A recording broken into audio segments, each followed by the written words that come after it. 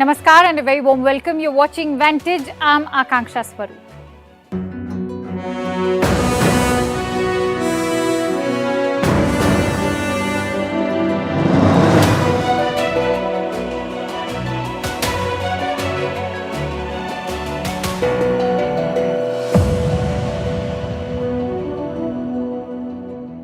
Washington and Beijing have been involved in an aerial confrontation. The face-off happened in the South China Sea. We'll also show you the video. The United States has called the Chinese hostility an unnecessarily aggressive maneuver. Also, Ukraine is marking a new phase in the war by pressurizing Putin.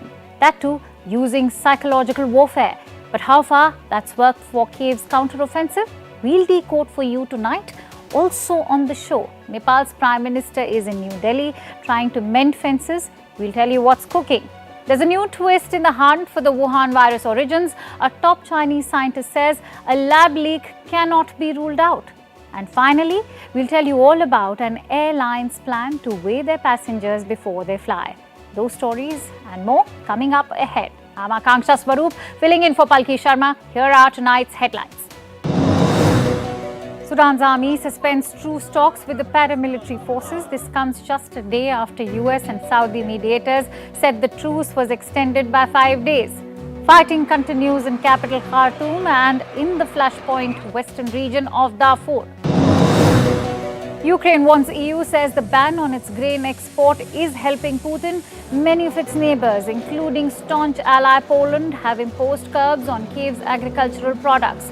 The restrictions were in response to protests by farmers in some EU countries after a slump in prices. Russia backs law to ban sex reassignment. A proposed law will make sex change surgeries illegal. Last year, Russia toughened its so-called gay propaganda law, banning positive references to LGBTQ relationships. AI turns speechwriter for the Danish Prime Minister. Prime Minister Mette Frederiksen delivers a speech in Parliament partly written by ChatGPT. The aim was to highlight the benefits and risks of artificial intelligence. And bad news for Elon Musk. Twitter is now worth just 1/3 of what he paid for the social media platform. That's according to financial services giant Fidelity. Musk, the world's second richest person, paid $44 billion for Twitter when he bought it last year.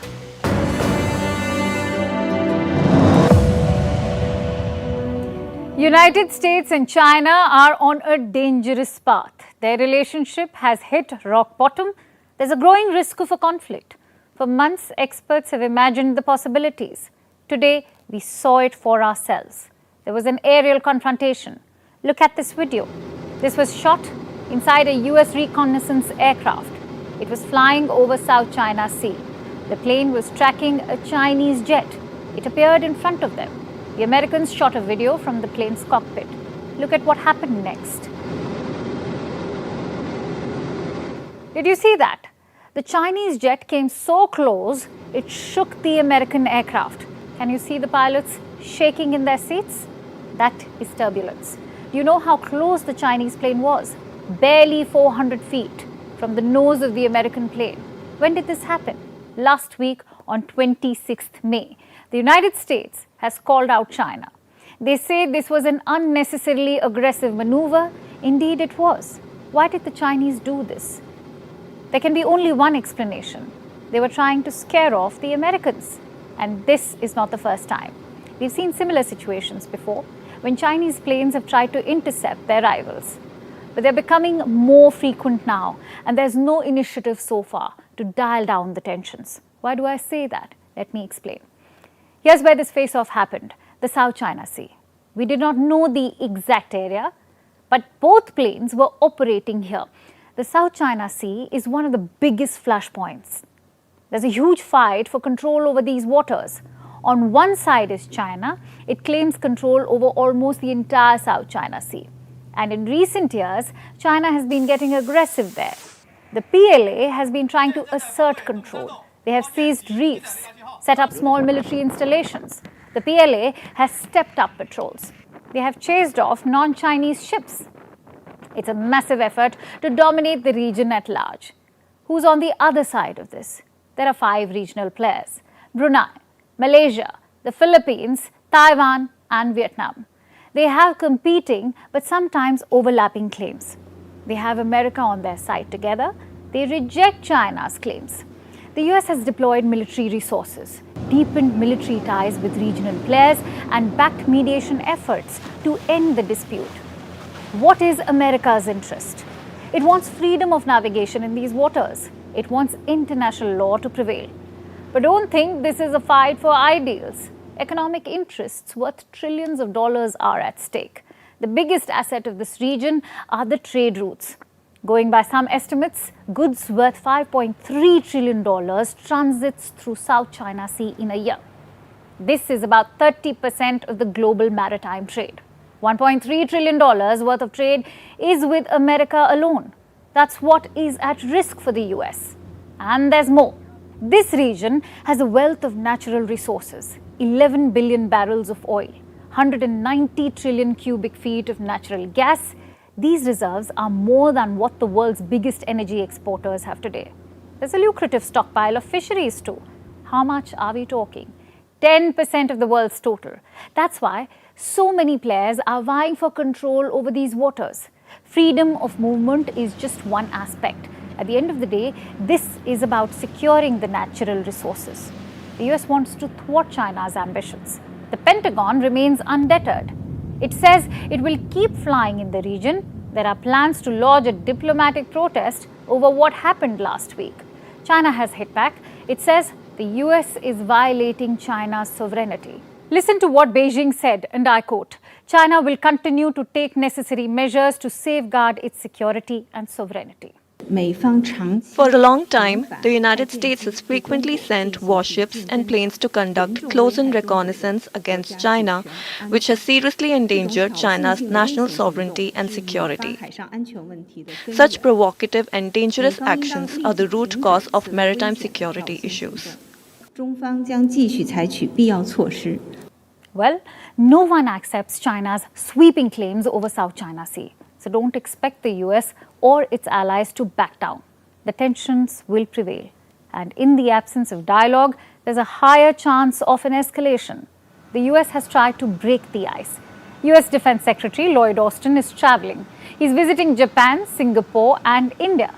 Austin wanted to meet his Chinese counterpart during the trip, but Beijing turned down the invite. So there is no possibility of a dialogue. And if the Chinese planes continue to fly recklessly, expect more high-risk encounters. Russia is under attack again. Yesterday, Moscow was struck by drones. Today, a refinery has been targeted. This one in Russia's Krasnodar region. Pictures showed a fire engulfing the refinery. It was later put out by the local authorities. Casualties? None so far. But what caused this fire? Russia is blaming Ukraine.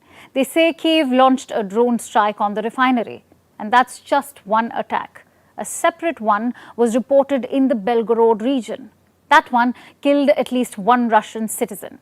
Again, Ukraine has been blamed. But how credible are these allegations? Kyiv has been silent so far. Russia has repeatedly blamed them for attacks inside Russian territory. But every time Kyiv has denied it, perhaps it's Ukraine's strategy to avoid escalation. Or maybe Russia is bluffing. Either way, the frequency of these attacks are growing. We've seen drones over Moscow, railway sabotages, bridges being blown up, and multiple refineries being targeted. The Russian president has reacted to these incidents. He says there are terror attacks. As you know, the Kyiv regime has chosen a different path. The path of attempts to intimidate Russia, Russian citizens, and attacks on residential buildings. This is, of course, a clear sign of terrorist activities. First, I want to say that the Moscow air defense system worked in the regular way, although there are things for us to work on. There are many ways to look at this. From Ukraine's perspective, these attacks give them more leverage. It puts fear in the mind of Russian citizens, which means indirect pressure on Moscow. From Russia's perspective, it's the perfect excuse. They can just say, look, Ukraine is attacking us, so we are escalating. But which of these is true? I'm afraid it's impossible to know because, as they say, truth is the first casualty of war. For the moment, let's assume Kiev is behind these attacks. Do they have Western blessings for it? That's the tricky part. The US and Britain seem to have different policies. The White House says, don't attack Russia. The UK says, by all means. Listen to this. Look, we do not support attacks inside of Russia. That's it. Period. I mean, I cannot be any more clear than what I just stated. We do not support attacks inside of Russia. Period. It does also have the right to project force beyond its borders to undermine Russia's ability to project force into Ukraine itself. So legitimate military targets beyond its own border are part of Ukraine's self-defense. So where does that leave Ukraine? In a bit of a pickle. President Zelensky is trying out a very delicate balancing act. Publicly, he says this is a defensive war, a war that has been forced upon Ukraine. But privately, he wants more aggressive tactics. That's what leaked documents from the Pentagon show. 3 audacious missions stand out. Zelensky wanted to occupy Russian border villages. He wanted to strike a pipeline carrying Russian oil to Hungary. And he wanted long-range missiles to hit Russian targets. NATO has given him long-range missiles. But that supply came on one condition, that those missiles will be used for defense and not offense. So far, the promise has been kept. Long-range missiles have not been used to hit Russian targets. Instead, we have seen unconventional methods, like Russian militias aligned to Ukraine or low-cost drones. There's logic to using these methods. You see, Russia's air defenses are designed to deter missiles. But low-flying drones, not so much. Listen in to this expert. Russian air defenses, particularly around Moscow, are oriented on a different kind of threat. They are oriented on missiles, ballistic missiles, regional missiles, aircraft, bombers, but not short-range drones, which might be flying very low over the ground, for example. The Russians have been focused on the United States and what it could do, and not on what one of its neighbors might do with these relatively short-range drones. That could be one reason. The idea of these attacks isn't to overpower Russia. That's virtually impossible. The idea is to put pressure on Putin, to make Russian citizens feel insecure and hence raise their voice. But is it working? Well, yes and no. The attacks have caught the Wagner Group's attention. Their chief is blaming the Russian Defense Ministry, once again, in colorful language. Listen in. The fact that they fly to Rubliovka, to your home, the hell with it, let your houses burn. And what do ordinary people do when drones with explosives crash into their windows? And therefore, as a citizen, I'm deeply indignant. So there has been an impact, but not like mass paranoia. We're not seeing Russian citizens flooding bomb shelters, and that's the downside. Russia could use these attacks to step up the fighting. We are already seeing evidence of that. The city of Kiev was attacked thrice in 24 hours this week. So in conclusion, let me say this. The attacks inside Russia represent a new phase of this war. This time, Ukraine is making the moves and Russia is on the receiving end. But how long will Putin let that slide? We'll find out soon enough. And here's something that Putin won't let slide for sure: NATO's expansion plans. The military alliance is conducting drills in the Arctic with a vow to protect their newest member, Finland. Alongside the drills, there's now a renewed push for Sweden's membership. Sweden had filed its application along with Finland last year, but they haven't been able to get through the finish line. Our next report tells you how Russia is responding. NATO has a new battleground to flex its muscles: the Arctic. With Finland joining the military alliance, the NATO's borders with Russia have now doubled.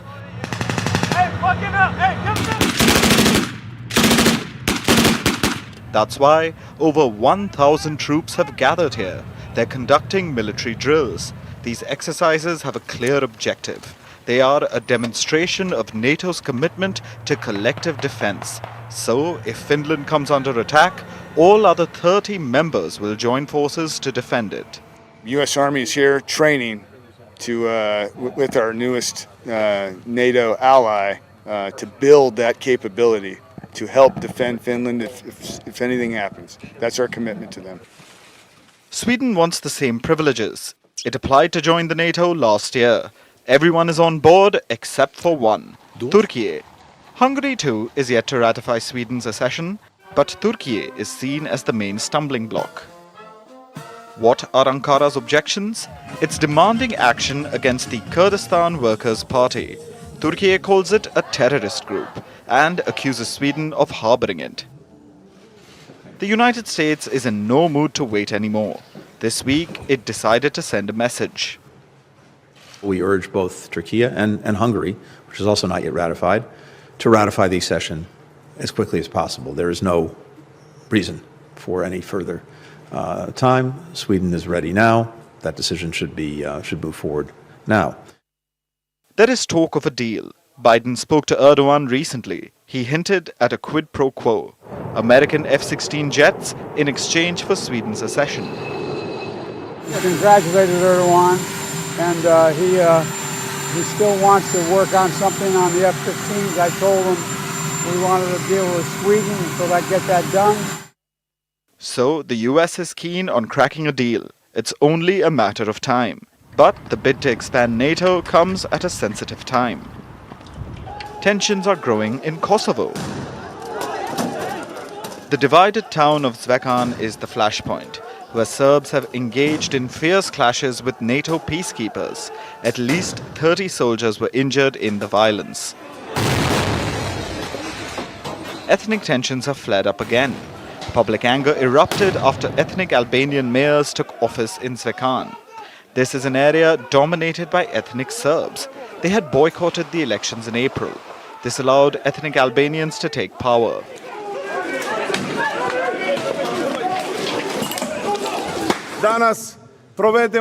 Today, they gathered again to demand the removal of a mayor. Dozens of protesters assembled outside a government building as the NATO troops stood behind barbed wires and watched. Russia has weighed in. It holds the NATO troops responsible for the flare-up. A large eruption is brewing up in the center of Europe, in the very place where in 1999 NATO carried out an aggression against Yugoslavia, violating all possible principles of Helsinki Accords and other OSCE documents. The situation is alarming, but the West made total suppression of everyone who voices their own opinion about its policy.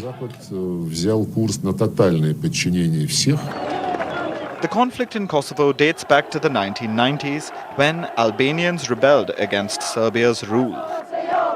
It led to a brutal crackdown. About 13,000 Albanians died.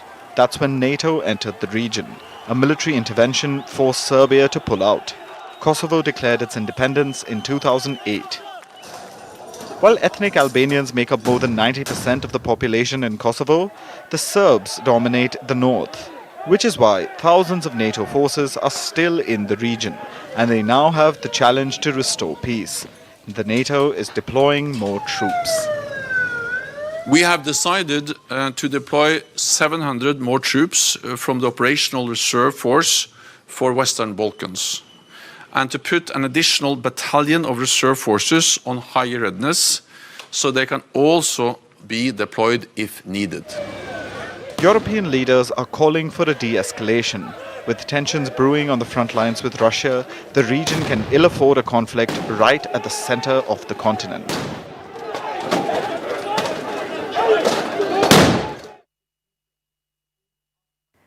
We talked about the Ukraine war. It has led to the displacement of millions. Around 8 million Ukrainians have crossed over to Europe. No hassles, no delays. They were welcomed with open arms. Now compare that to Afghan refugees. Tens of thousands of them have reached the EU borders. They are awaiting resettlement, but I'm afraid it's an endless wait. Let me tell you what an international charity has found. Around 270,000 Afghans need permanent protection, meaning resettlement. Guess how many actually got it in 2022? Just 271. We did the math. That's 0.1% of the Afghans who needed resettlement. So much for Europe's open arms. Only 271 out of 270,000 Afghans have been resettled, and the rest, Well, they are living in camps on Greek islands. Quick side note, Greece is often called the gateway to Europe. It's the assembly point for most refugees, but their camps are horrible. This charity's report describes them as prison-like. It also accuses the EU of staggering neglect. In 2021, Germany set up a scheme to resettle 1,000 Afghans every month. And how many did they? 0 under that scheme. Italy has taken in half of what they promised, and some countries did not even bother. Austria refused to take in more Afghan refugees. So did Serbia and Poland. They simply shut the door. So thousands of Afghans were trapped in Greek camps. Their living conditions are bad, but their mental health is worse. Around 90% of them reported anxiety. 86% reported symptoms of depression. The obvious question is, why isn't the EU taking them in? It's not resources for sure. We just told you how Europe welcomed 8 million Ukrainians. What is 270,000 compared to that? So the only answer is racism.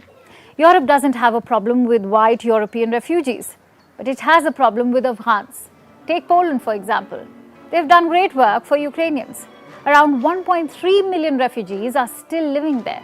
But let me tell you how that same Poland treated Afghans. In 2021, they trapped 32 Afghans at their border with Belarus. They refused to let them apply for asylum.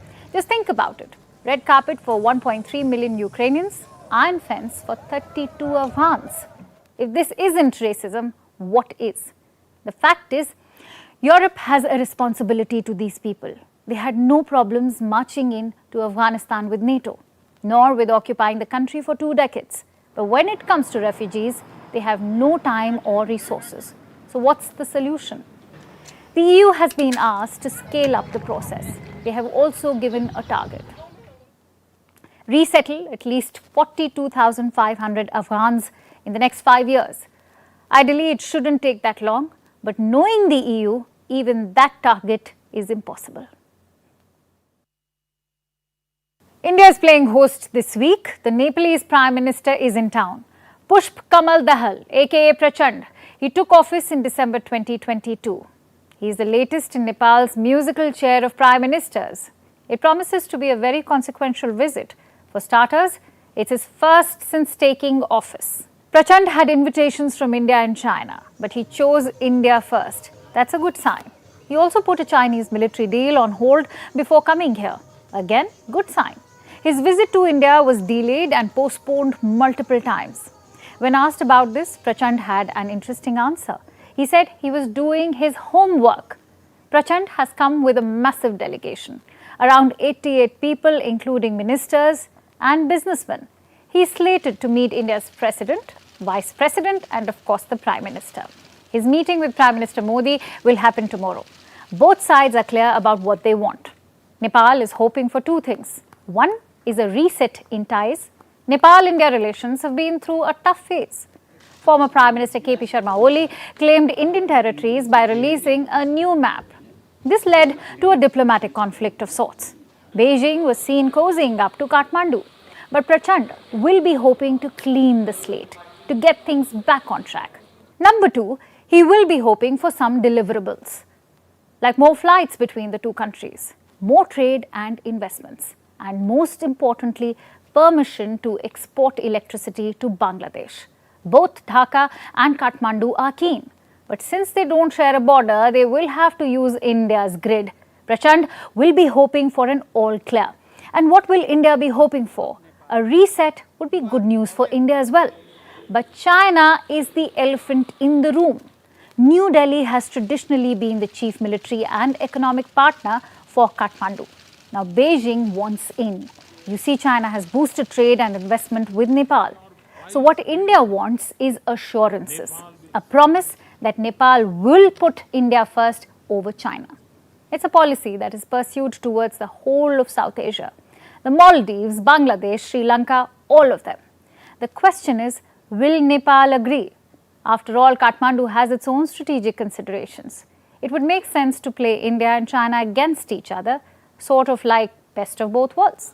In fact, Nepal did that right up to the pandemic. But recently, there has been a rethink. Like I said, Prachand chose to visit India before China. He also put a military deal on hold. What explains this? Perhaps recent developments in the region. Just look at what happened in Sri Lanka. Chinese debt pushed the country into financial ruin. But even then, India stood by and helped.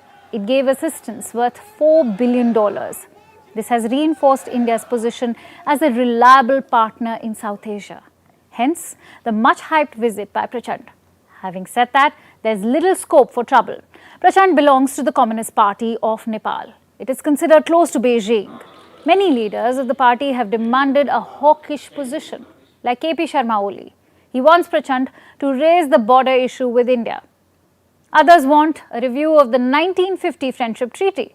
Both issues will put India off. So Prachand needs to make a calculated decision. Indications are he will steer clear from controversies. Maybe focus only on deliverables. If not, things could get uncomfortable. As for India, the brief is simple. Offer more support and assistance to Nepal. Build stronger people-to-people ties.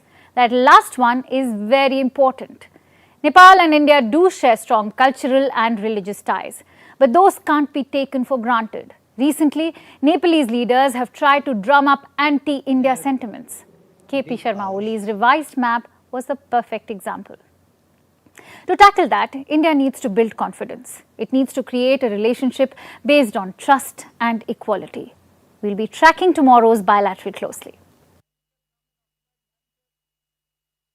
Now let's go a little north and focus on China. A top Chinese scientist has made a shocking statement. He was asked about the origin of the Wuhan virus, about whether the pandemic could have started due to a lab leak. He said, and let me quote, "You can always suspect anything. That's science. Don't rule out anything." The scientist was Professor George Gao. He was the head of China's Center for Disease Control. Yes, the head of China's CDC says don't rule anything out. And apparently, the Chinese government did not. Gao says that Beijing investigated the Wuhan Institute of Virology, the possible birthplace of the Wuhan virus. It shows that Beijing was worried about the pandemic coming from a lab, despite the staunch denials to the world. So is the Chinese scientist actually going against the government by saying all this? Here's more in our report. The Wuhan virus, a disease that led to millions of deaths. One that locked down the world. It's no longer considered a public health emergency. The world has long since opened up. But questions remain. What caused the deadly pandemic? More specifically, was the Wuhan virus a natural occurrence? Or was it engineered in a lab? Recently, more fuel was added to this burning question from an unlikely source. A top Chinese scientist, and not just any scientist, the former head of China's Center for Disease Control, Professor George Gao. When asked about the possibility of the lab leak theory being true, Gao said this: "Don't rule anything out." It's an unexpected response to say the least. Remember, the Chinese government has vehemently denied the lab leak theory. Beijing said it's nothing but slander. But Gao, a former government scientist, is telling us not to rule anything out. Has he decided to speak out, to defy Beijing? Not really. He just said, don't rule anything out. He hasn't really endorsed the theory. But he went on to say China was vigilant, that the government actually conducted an investigation into the lab under scrutiny. This is the Wuhan Institute of Virology. Gao says the lab was double-checked by the experts in the field. He added, "I think their conclusion is that they're following all the protocols. They haven't found any wrongdoings." If that's the case, why tell people not to rule anything out? Is it a criticism of the government investigation? Again, probably not. He said, you can always suspect anything. That's science. Don't rule out anything. He was talking about scientific rigor, the need for scientists to always question everything. It really proves nothing. Previous assessments say the lab leak theory is extremely unlikely and that the virus originated in a wet market in Wuhan. Of course, this is based on questionable evidence. Even the WHO didn't end up accepting their conclusions. It wants to conduct another probe that digs deeper into the early days of the pandemic in Wuhan. But China refuses to cooperate. So due to lack of other evidence, the wet market theory is the dominant one. But the wet market hypothesis isn't too much better. Remember, these markets are where all manner of animals are kept for purchase. They stacked up in unhygienic conditions, creating a toxic environment where the disease could have been born, jumping from a bat to an intermediate animal and then a human. It's the most widely accepted theory, but again, it's based on limited evidence. It can be wrong. To quote Professor Gao, don't rule anything out. But this advice has its limits, and we should be wary of its misuse. Reports say the Chinese government has come out with a third theory on origins of the Wuhan virus, a theory which takes Wuhan out of the equation. China is saying the virus was brought into the country on frozen food packaging. Yes, Beijing is passing the buck, metaphorically washing its hands off the virus. And if we were to listen to Gao's advice, we would have to consider Beijing's version to not rule it out. That sounds a bit too convenient. An unnecessary nod to an unsubstantiated theory. There's no need to believe everything Beijing says. Here, both the origin theory camps agree. No matter where in Wuhan the virus originated, it did come from the city. We can safely continue calling it the Wuhan virus.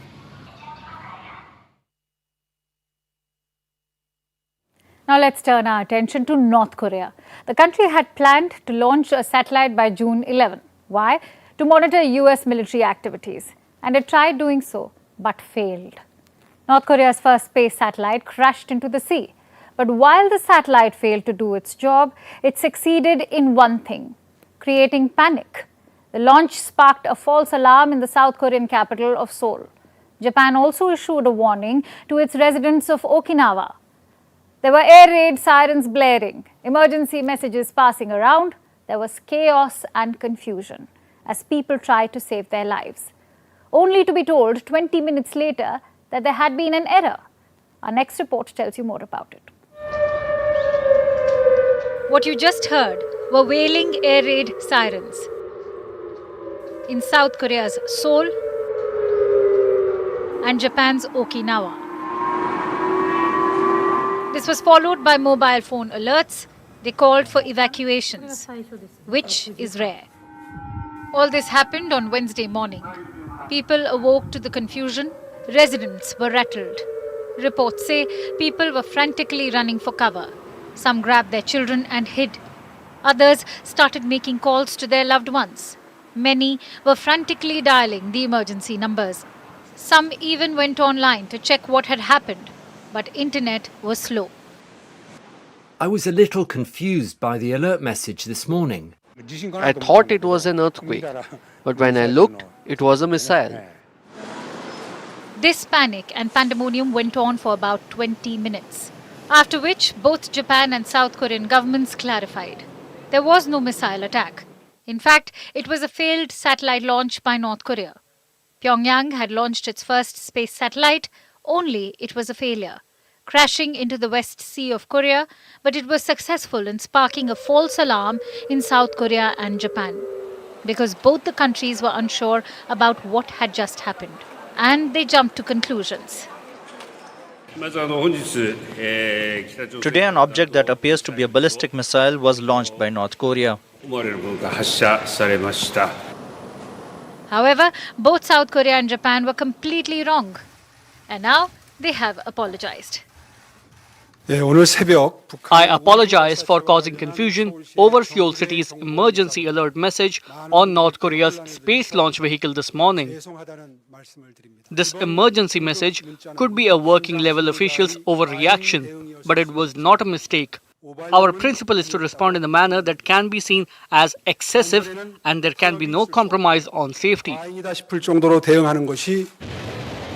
Residents of both these countries live under constant threat, thanks to their neighbor, North Korea. North and South Korea are still technically at war, even though 7 decades have passed since the Korean War ended in an armistice. And now, Pyongyang under Kim Jong-un is amping up its aggression, especially as it plans to expand its nuclear arsenal, to apply pressure on both Washington and Seoul. But that being said, this latest move by North Korea has angered South Korea and Japan. Their citizens are upset too, not with Pyongyang, but their own governments. How do they ensure that they can trust in their local authorities? And I feel like every time in this case, if we're talking about North Korea, every time that North Korea fires a missile of some sort, and there's possibility that it may either fly over Hokkaido or be landing within Japan's EEZ. While people are justifiably angry over this false alarm, the threat is very real. Because North Korea is clearly on a war path, and the war clouds over Japan and South Korea are looming large. And one day they may actually rain fire. Now let's shift our focus to something threatening to kill us all: artificial intelligence. Yes, the AI tools that are going viral also have the potential to cause our extinction, almost exactly like in the Terminator movies. And we aren't the ones saying this. It's the people who created the tools. Here's a letter released by AI developers and experts yesterday. It says, and I quote, "Mitigating the risk of extinction from AI should be a global priority alongside other societal scale risks such as pandemics and nuclear war." And so, they are comparing AI to pandemics and nuclear war. Let's look at who signed it. Top of the list are Jeffrey Hinton and Yoshua Bengio, two of the three people considered the godfathers of artificial intelligence. Hinton quit Google earlier this month. He said it was so that he could warn people about the dangers of AI. He recently spoke about how AI could turn on humans. If you want to go to Europe, you create the sub-goal of get to the airport. And then you solve that sub-goal. And for any complicated goal, you want to create sub-goals. And it turns out here's a very good sub-goal for almost anything you want to do. Get more control. If you get more control, it makes it easier to achieve other things. So once these things are able to create sub-goals, them being very smart, I think they will quickly realize that if they got more control, they could realize their goals much more easily. And once they want to get control, things start looking bad for people. So if you're a skilled manipulator, and these things will be extremely skilled manipulators because they'll have learned from all the manipulations people ever did. So they'll be much better than a person at manipulating us. They'll be able to manipulate us into doing whatever they want. It'll be like you manipulating a 2-year-old. So they don't need to pull levers or press buttons. The idea of air gapping them and everything will be okay isn't going to work. Then there are the CEOs of the leading AI firms: Google, DeepMind, Anthropic and OpenAI. Yes, even OpenAI, the firm behind ChatGPT, which arguably started the AI arms race. Even Sam Altman believes that there is a risk of extinction from AI. If this technology goes wrong, it can go quite wrong. And we want to be vocal about that. We want to work with the government to prevent that from happening.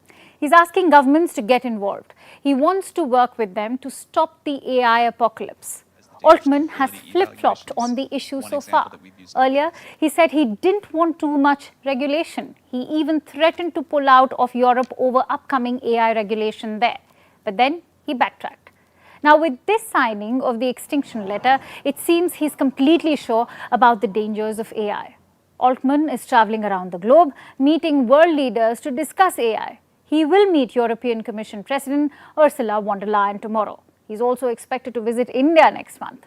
Speaking of India, New Delhi is also looking at the threat posed by AI. It's expected to lay out guardrails for the technology in the upcoming Digital India Act. The law is set to become public next week, but the focus is disinformation, not annihilation. It seems that the world has not grasped the scale of the danger. Politicians seem more focused on how AI can peddle disinformation, how it can cause problems in upcoming elections, which is also valid. It's already started in the US with AI-generated deepfake videos doing the rounds. But they're missing the forest for the trees. That's just one of the problems that AI brings. We think the end of the human race is the bigger issue here. Politicians need to focus on the big picture before it's too late to stop the rise of the machines. Would you want to take a flight from New Zealand? Keep your phone and keys aside, remove your shoes, and get ready to step on the scale. That's right, because New Zealand's Civil Aviation Authority is demanding a passenger weight survey. This new program will apply to Air New Zealand for passengers departing on international flights. It will begin July onwards and help the airline gather data on passenger weight. Why? So the Aviation Authority can understand weight load and distribution for planes. And this has become part of a much bigger debate. People are weighing in on this new program, and the reactions are mixed. But Air New Zealand is not the first flight to incorporate a weight survey. We tell you more about it in our next report.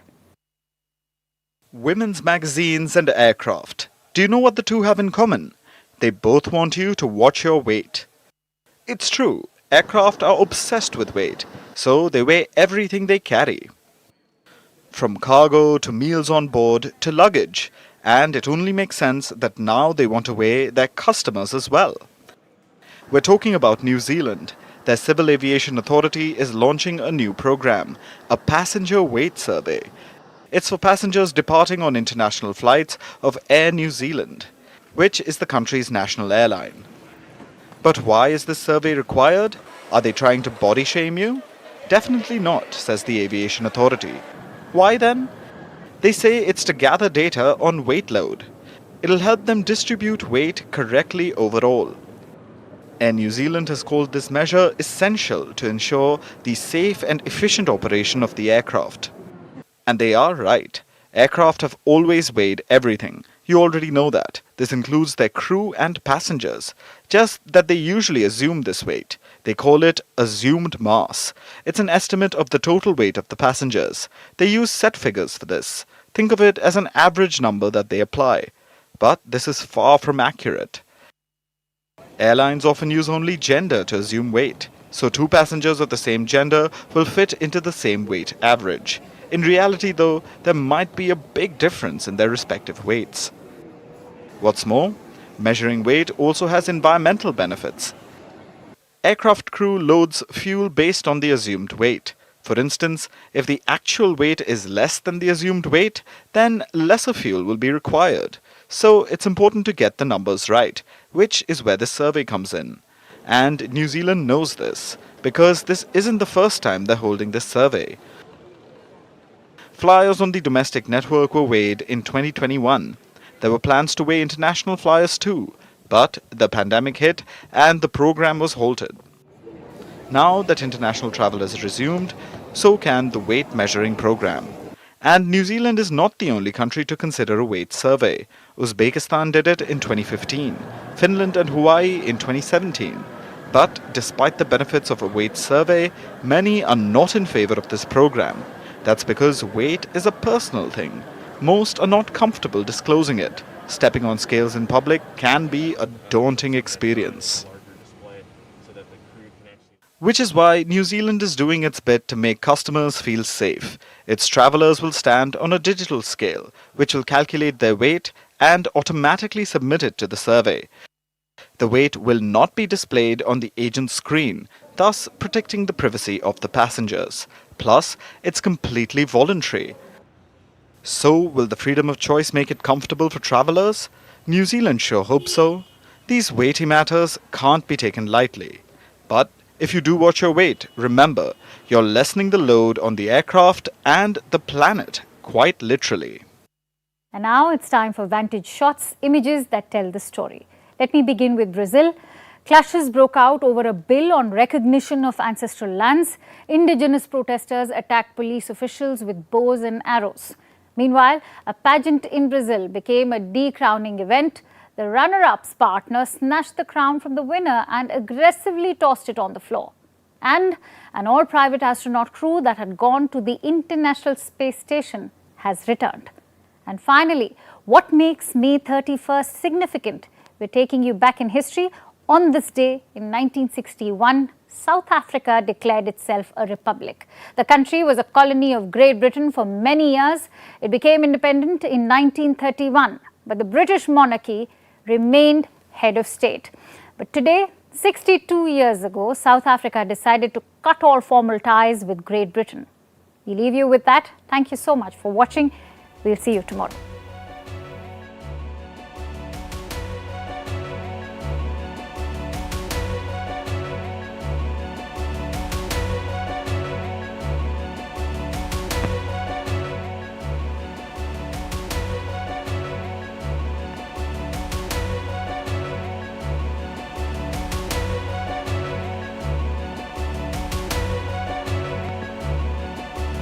humble submission to Almighty God. We declare that we are conscious of our responsibility towards God and man.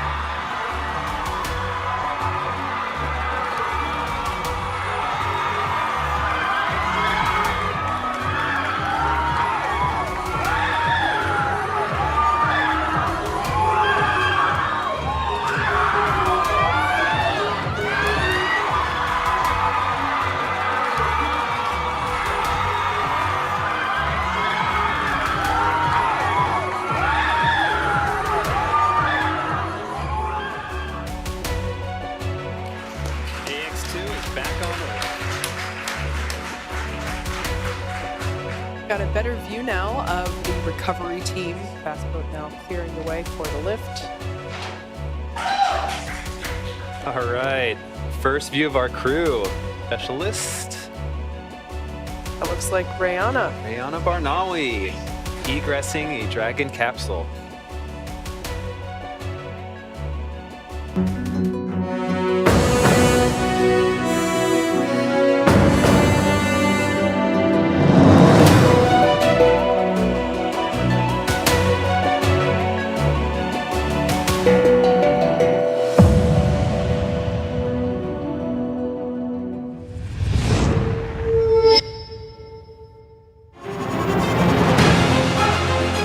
Email exchanges from inside the BBC, they talk about the risk of violating Indian laws.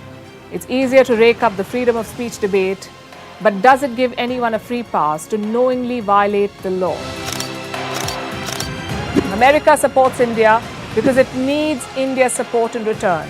And India is working with the US because it suits India's interests. This is how geopolitics works.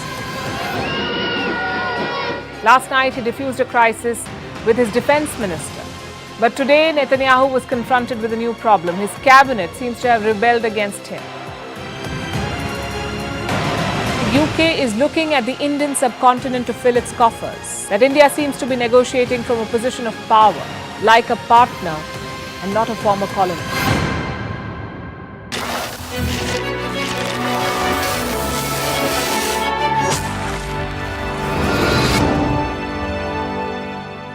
Becoming a UK PM.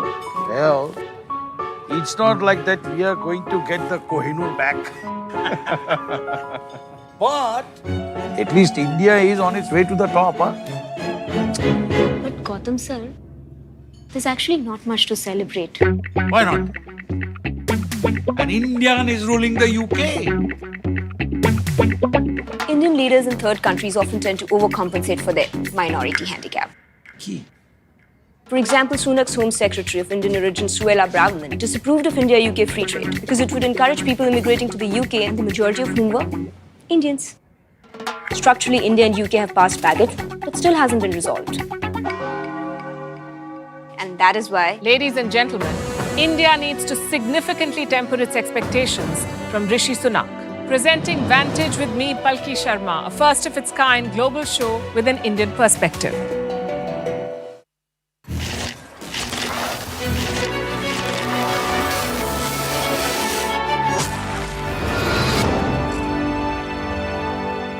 Mismanaged vaccination drive, broken healthcare systems, citizens taking matters into their own hands. India's failure in managing the COVID-19 crisis is staggering.